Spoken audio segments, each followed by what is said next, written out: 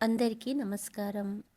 ఈనాటి మన కథ వృద్ధాప్యంలోని తల్లి బాధ.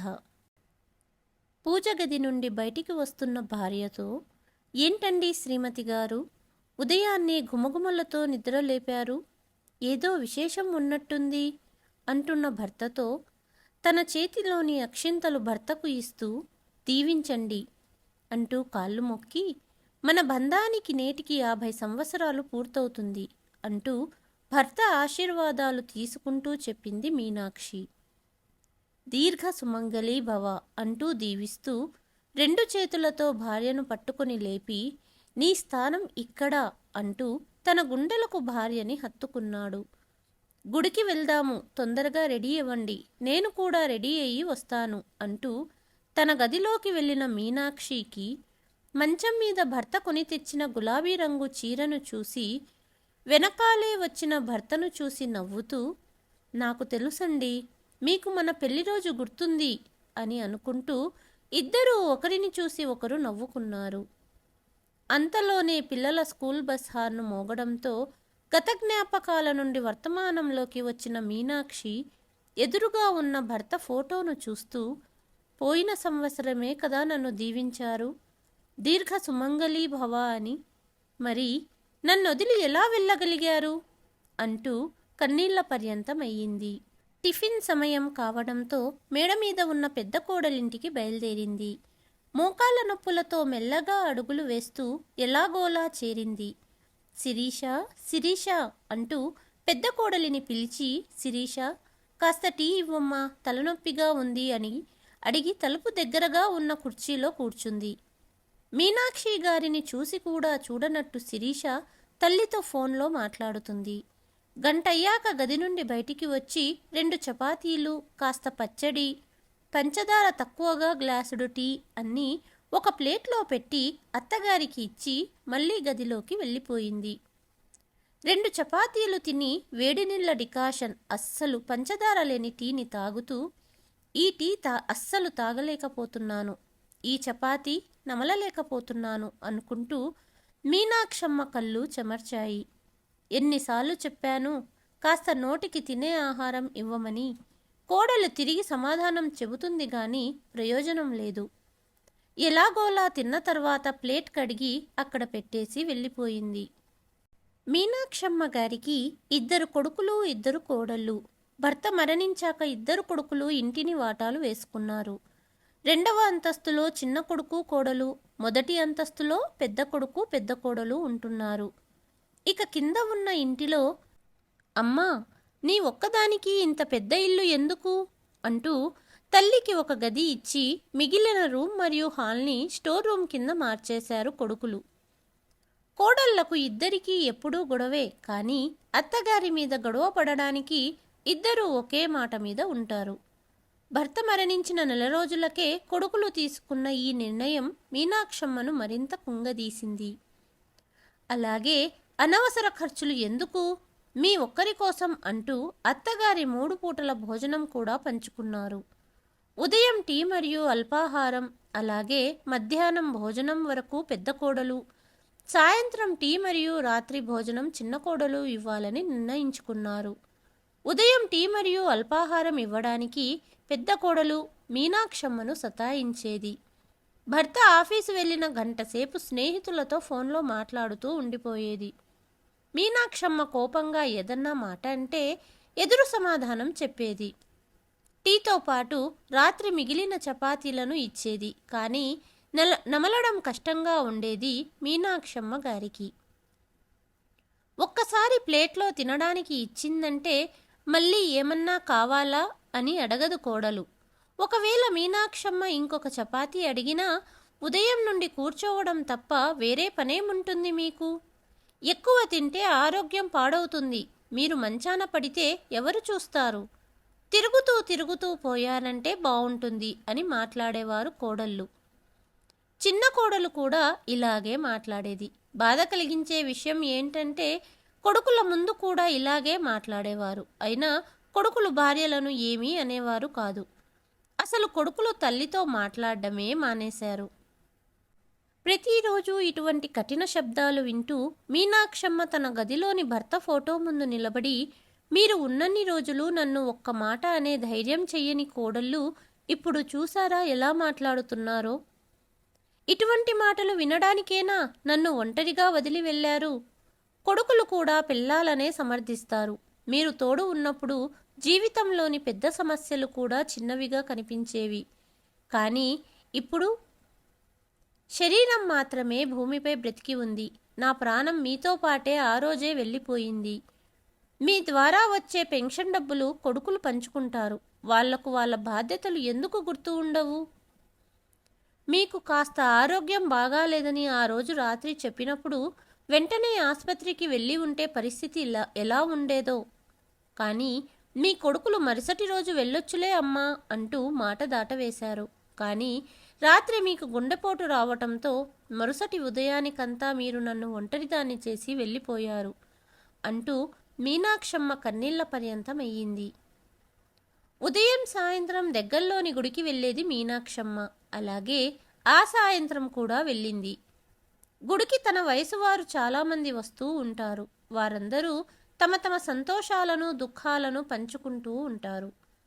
మీనాక్షమ్మ స్నేహితురాలు, నా కోడలు నన్ను చాలా బాగా చూసుకుంటుంది.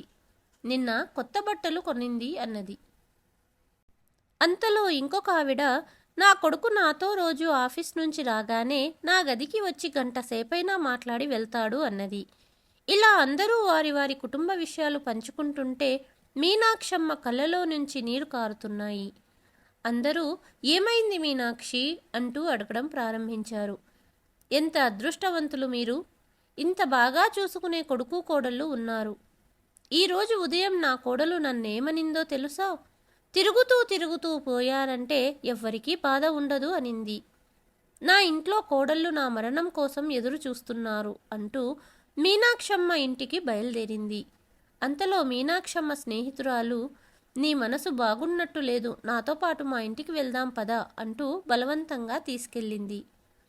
స్నేహితురాలి ఇంట్లో మీనాక్షమ్మ తన స్నేహితురాలితో గదిలో మాట్లాడుతూ ఏడవడం ఆ ఇంటి కోడలు చూసింది. కొద్దిసేపటి తర్వాత మీనాక్షమ్మ ఇంటికి బయలుదేరి వెళ్ళిపోయింది. మరుసటి ఉదయం మీనాక్షమ్మ టీ మరియు అల్పాహారం కోసం పెద్ద కోడలింటికి వెళ్ళింది.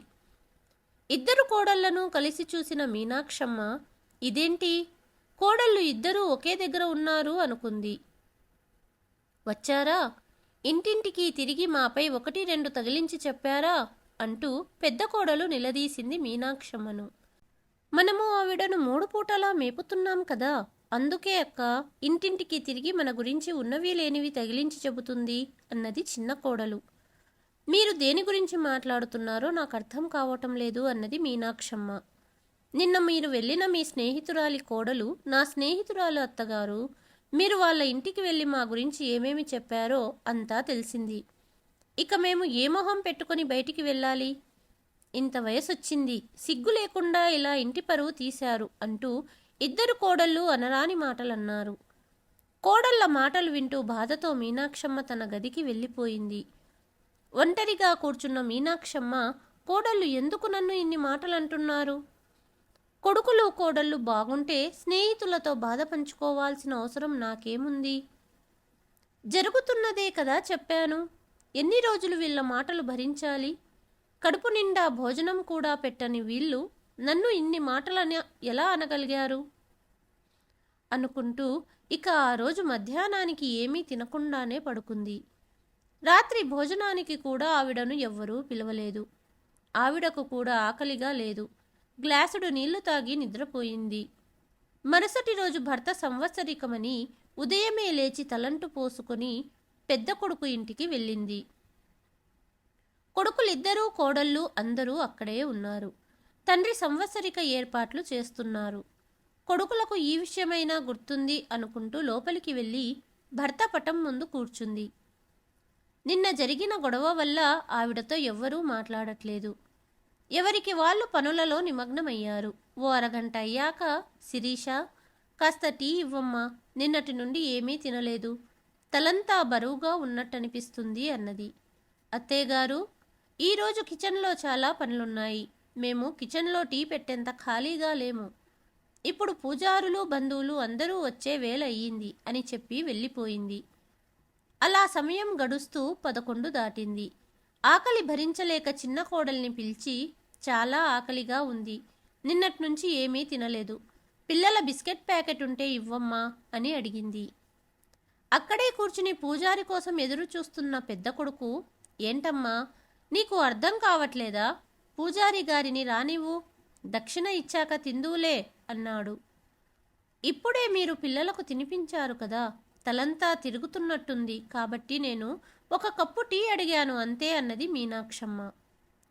చిన్న కొడుకు, ఇప్పుడేంటమ్మా ఎప్పుడూ ఏదో ఒక కంప్లైంట్ ఇస్తూ ఉంటావు, పిల్లలకు తినిపిస్తే ఏమైంది అని గట్టిగా గసిరాడు. కానీ ఇప్పటి వరకు ఎవ్వరూ మీనాక్షమ్మకు టీ కూడా ఇవ్వలేదు.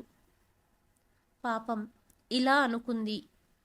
విధి ఎంత విచిత్రమో చూడు, ఎదురుగా ఉన్న మనిషిని ఎవ్వరూ పట్టించుకోరు, కానీ మన మధ్యలో లేని వాళ్ళ కోసం ఏవేవో వంటకాలు చేసి పూజారులకు బంధువులకు తినిపిస్తారు. కాసేపటికి 5 మంది పూజారులు వచ్చి చెయ్యవలసిన కార్యక్రమం అంతా చేసి దక్షిణ తీసుకుని వెళ్ళిపోయారు. ఇంటికి వచ్చిన బంధువులు చుట్టుపక్కల వాళ్ళు కూడా భోజనాలు చేస్తున్నారు.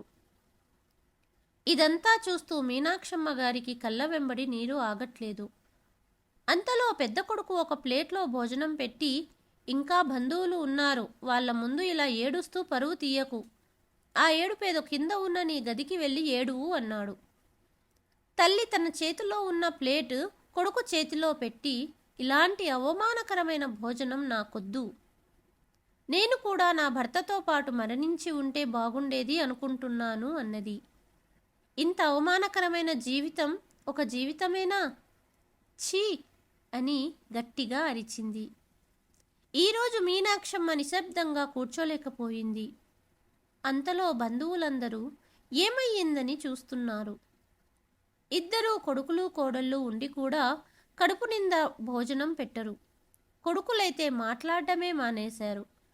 మీరు ఆఫీసులకు వెళ్ళిపోయాక నన్ను తినడానికి రమ్మన్నారు మీ పిల్లాలు, నా ప్లేట్ నేనే కడగాలి, బిచ్చగత్తెలాగా నన్ను తలుపు దగ్గరే కూర్చోమంటారు, నిన్న మిగిలిన చపాతీలు, నిన్న మిగిలిన అన్నం, కడుపు నిండలేదమ్మా ఇంకాస్త ఇవ్వమంటే మీ భార్యలు ఏమన్నారో తెలుసా, కడుపుకి కాస్త తక్కువ తిని తిరుగుతూనే పోయారంటే ఎవ్వరికీ బాధ ఉండదు అన్నారు.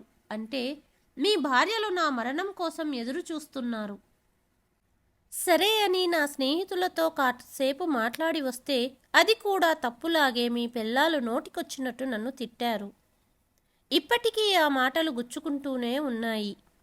ఈ మాట విన్న ఇద్దరు కొడుకులు, ఇదంతా మాకెందుకు చెప్పలేదమ్మా అన్నారు. ఎప్పుడూ నువ్వు గుడికి వెళ్ళి నీ స్నేహితులతో మా గురించి చెడుగా చెప్తున్నావని చెప్పేవారు పిల్లాలు, అందుకే నీపైన కోపంగా ఉండేవాళ్ళం, కానీ ఇంతలా వీళ్ళు నిన్ను సతాయిస్తున్నారని ఒక్క మాటైనా చెప్పలేదెందుకమ్మా, నా వలన మీ భార్యాభర్త మధ్య గొడవలు రావటం నాకు ఇష్టం లేదు అన్నది తల్లి.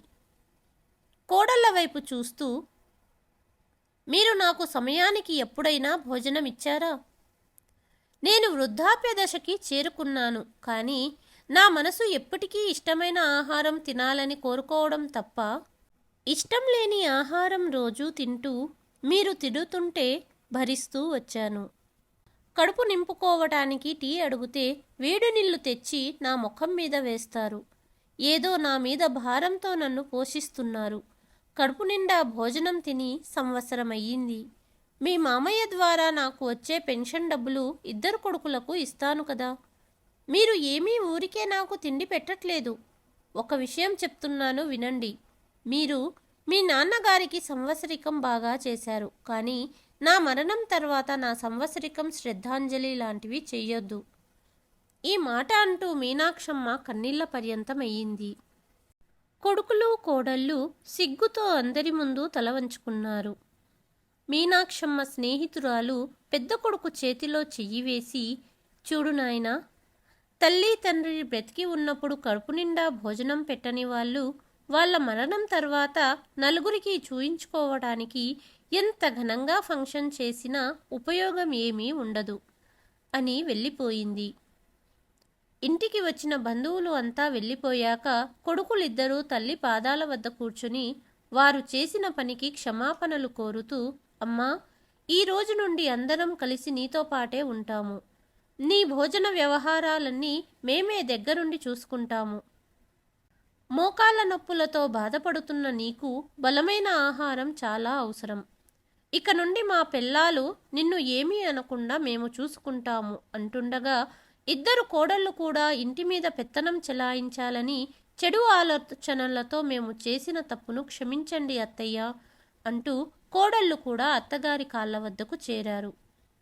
మీరు మారితే అంతకన్నా అదృష్టమేముంది అనుకుంటూ కొడుకులను కోడళ్లను దగ్గరకు తీసుకుంది మీనాక్షమ్మ. ఈ కథ కనుక మీకు నచ్చితే please like, share and subscribe. మరుసటి కథతో మళ్ళీ కలుస్తాను. అంతవరకు ధన్యవాదములు.